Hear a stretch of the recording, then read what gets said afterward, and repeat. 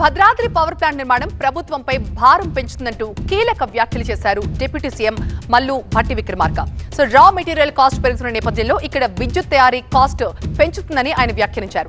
జెన్కో అధికారులు వాటిని అధిగమిస్తారని తాను ఆశిస్తున్నాను అన్నారు భట్టి విక్రమార్క. తెలంగాణలో గత ప్రభుత్వ హయాంలో అక్రమాలు జరిగాయని ఆరోపిస్తున్న కాంగ్రెస్ ప్రాజెక్టుల బాట పట్టి సమీక్షలు జరుపుతున్న నేపథ్యంలో డిప్యూటీ సీఎం చేసిన ఈ కామెంట్స్ ఇప్పుడు ప్రాధాన్యం సంతరించుకున్నాయి.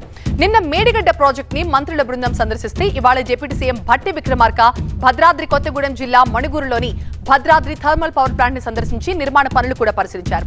తర్వాత అధికారులతో ఆయన సమీక్ష నిర్వహించారు. భద్రాద్రి పవర్ ప్లాంట్ ని సందర్శించిన తర్వాత కీలక వ్యాఖ్యలు చేశారు ఉప ముఖ్యమంత్రి భట్టి విక్రమార్క. గత కేసీఆర్ ప్రభుత్వం పవర్ సెక్టర్ ని పీకల్లోతు అప్పుల్లో ముంచేసిందన్నారు. పవర్ సెక్టర్ లోనే 81,516 కోట్ల అప్పులు చేశారని, డిస్కంల ద్వారా మరో 28,848 కోట్లు అప్పులుగా తీసుకున్నారన్నారు. ఇన్ని అప్పులు చేసి 24 గంటల కరెంట్ ఇచ్చాం, మాతోనే కరెంట్ అంటూ బీఆర్ఎస్ నేతలు లెక్కలు చెప్పారన్నారు. వారికోస్ వెయిన్స్ వ్యాధికి కేవలం 30 నిమిషాల్లో చికిత్స. కాల్ చేయండి 9989527715.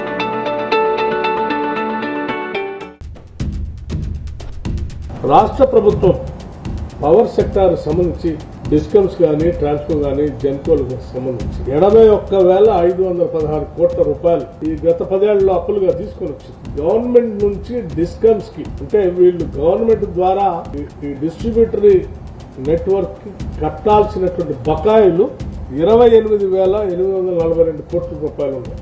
అంటే మొత్తం 1,10,358 కోట్ల రూపాయలు ఈరోజు రాష్ట్ర ప్రభుత్వం ద్వారా మనం అప్పుపడి ఉన్నాం. రాబోయే కొన్ని తరాలు కూడా తాకట్టు పెట్టేశారు. ఈ విద్యుత్తును కొనటానికి పవర్ పర్చేజ్ చేయటం కోసం, ఈ పవర్ పర్చేజ్ కోసం 30,406 కోట్ల రూపాయలు వెచ్చించారు.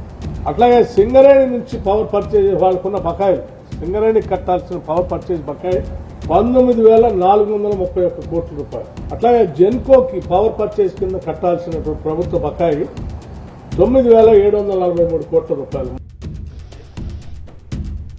ఇక రాష్ట్రాన్ని తిరిగి ట్రాక్ మీద పెట్టాలంటే చాలా ముందు చూపుతో అడుగులు వేయాలి అన్నారు భట్టి. పవర్ సెక్టర్ ని పీకల్లోతు అప్పులో ముంచిన గత ప్రభుత్వాన్ని ఏం చేయాలో కూడా అర్థం కావడం లేదు అన్నారు.